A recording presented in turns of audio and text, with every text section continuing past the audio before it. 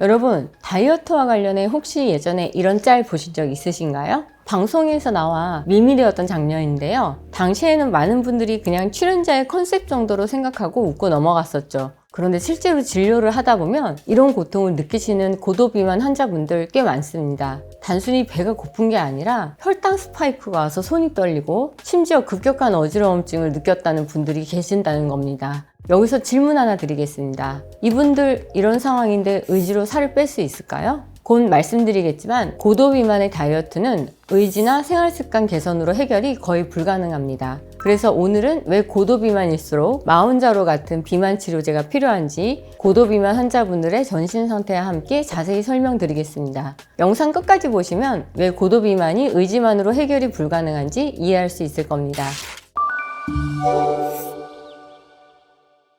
안녕하세요. 16년차 연세유의원 대표원장 박성원입니다. 오늘의 주제는 고도비만 환자분일수록 마운자로가 필요한 이유입니다. 먼저 고도비만의 기준부터 말씀드리고 이야기를 시작하면 좋을 것 같습니다. 의학적으로 BMI 35 이상을 고도비만으로 봅니다. 예를 들어 여성의 경우는 키가 160cm라면 체중이 약 90kg 정도, 남성은 키 175cm 기준으로 약 107kg 이상이면 고도비만 범주에 들어갑니다. 그런데 고도비만 환자분들에 대해서 이런 오해들을 많이 하시더라고요. 겉으로 보기에 체격이 크니까 힘도 세고 체력도 좋을 것 같다라고요. 하지만 의학적으로 보면 오히려 그 반대인데요. 고도비만 환자분들은 이미 몸의 여러 시스템이 상당히 약해져 있는 경우가 많습니다. 대표적으로 식욕을 조절하는 호르몬 시스템부터 문제가 생깁니다. 먼저 우리 몸에는 렙틴이라는 호르몬이 있는데 이 호르몬은 뇌의 포만감에 관한 신호를 보내는 역할을 합니다. 음식을 어느 정도 먹으면 이제 음식을 충분히 먹었다라는 신호를 보내주는 거죠. 그런데 지방량이 과도하게 많은 상태가 오래 지속되면 뇌가 이 신호에 둔감해집니다. 이걸 렙틴 저항성이라고 하는데요. 쉽게 말해서 몸에서는 이미 충분히 먹었다고 신호를 보내고 있는데 뇌에서 그 신호를 제대로 인식하지 못하는 상태가 되는 겁니다. 이렇게 되면 포만감을 느끼는 기준 자체가 점점 높아지게 되겠죠? 그래서 다른 사람들이 보기에는 분명히 많은 양을 먹은 것처럼 보여도 본인은 이제 살짝 배부르네 정도로 느끼게 됩니다. 그 결과 고도비만 환자분들께서는 조금만 덜 먹으세요 라는 말이 사실 따라하기 정말 어려운 말일 수 있습니다. 여기에서 한 가지 더. 여기에는 뇌의 보상 시스템도 관계가 있는데요. 우리가 달고 기름진 고칼로리 음식을 먹으면 뇌의 보상 회로는 도파민 분비가 증가하여 만족감이 높아집니다. 그런데 이런 음식들이 반복적으로 들어오면 어떻게 될까요? 우리 뇌는 맛있는 음식을 먹고 기분 좋아졌던 그 경험을 학습하게 되는데요. 그래서 단순히 배가 고파서가 아니라 그때 느꼈던 만족감을 다시 느끼기 위해서 음식을 찾게 되는 경우도 많습니다. 이런 상황이 반복되면 단순히 의지만으로 식욕을 억제하기가 점점 더 어려워집니다. 게다가 과식을 여러 번 반복하다 보면 위의 용적 자체가 늘어날 수 있는데요. 쉽게 말해 위가 커진다고 표현하기도 하죠. 작은 풍선에 공기를 계속 넣으면 점점 커지는 것처럼 우리 위도 음식을 계속 먹다 보면 점점 늘어나게 됩니다.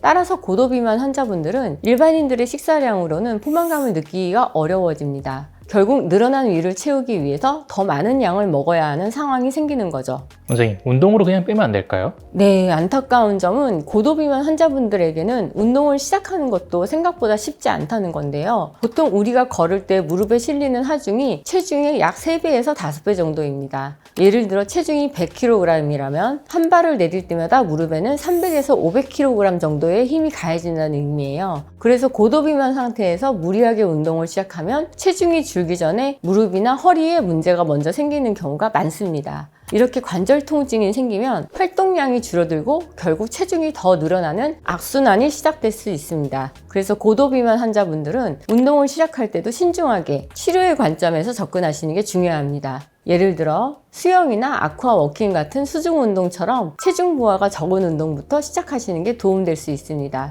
하지만 고도비만 환자분들이 수영복만 입고 수영? 이거 현실적으로 쉽지 않습니다. 환자분도 수치심을 느낄 수 있기 때문이죠. 그래서 냉정히 고도비만 환자는 식욕 조절, 운동 둘 다 무척 어려운 영역에 속합니다. 여기까지만 보시면 억지로 덜 먹고 수치심 좀 참고 수영하면 뺄 수 있을 거야 이렇게 생각하실 수도 있는데요. 하지만 아직 두 가지가 남았습니다. 먼저 DNA에 각인된 생존 본능입니다. 체중이 줄어들기 시작하면 몸에서는 대사방어 시스템이 강하게 작동합니다. 체중 감소를 에너지 부족 상황으로 인식하고 먹어서 에너지를 저장해야 한다 신호를 계속 보내는 거죠. 그래서 포만감을 전달하는 렙틴은 감소하고 배고픔을 유도하는 그렐린이 증가하게 되는데요. 다이어트를 시작하면 처음엔 잘 버티다가 시간이 지날수록 강한 식욕을 느끼는 게 바로 이 호르몬 변화 때문입니다. 마지막 하나는 심리적인 부분인데요. 고도비만 환자분들 중 다이어트를 한 번도 시도해보지 않은 분은 거의 없을 겁니다. 많은 분들이 여러 번 체중 감량을 시도하고 또 그만큼 요요를 많이 경험하십니다.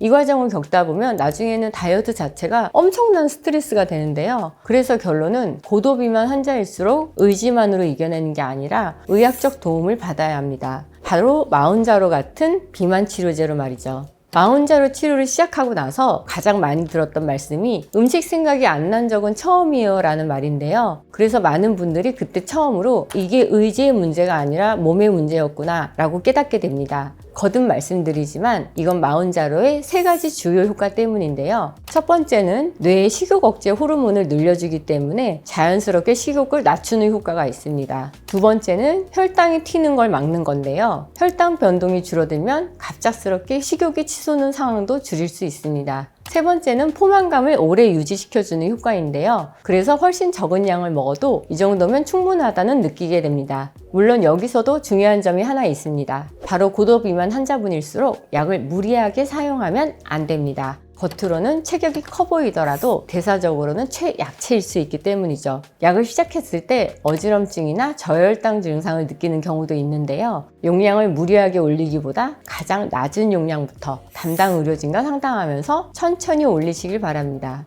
오늘의 결론입니다. 비만은 세계보건기구 WHO에서도 질병으로 정의하고 있습니다. 즉 고도비만 환자분들은 비만이라는 질병을 아주 오래 앓고 계시는 겁니다. 절대 혼자 버티지 마시고 비만 치료제 등 의료적 도움을 받는 것 꼭 고려해 보셨으면 좋겠습니다. 오늘 영상이 좋았다면 좋아요, 구독, 알림 설정 부탁드립니다. 지금까지 연세위원 대표원장 박성원이었습니다. 감사합니다.